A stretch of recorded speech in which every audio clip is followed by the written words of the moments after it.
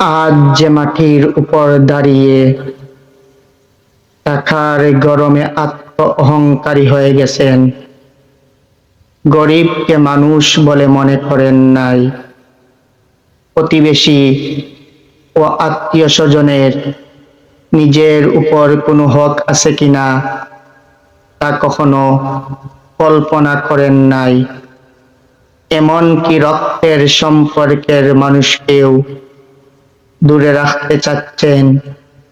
সুযোগ পেলে তাদের হক পেটে দিয়ে দিচ্ছেন।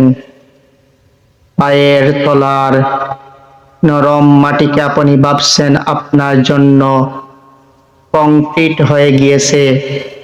আপনার বাহুর শক্তিকে ধরেই নিয়েছেন পৃথিবীর সর্বোচ্চ শক্তি।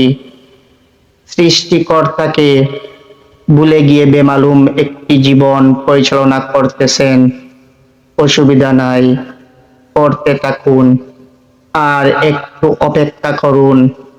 বুঝতে পারবেন যখন আপনার পায়ের তলার মাটিতেই রাখা হবে আপনাকে, এমনকি কোনো এক জঙ্গলে বা বাঁশবাগানে মাত্র 3.5 হাত জায়গা হবে আপনার চিরস্থায়ী বিছানা।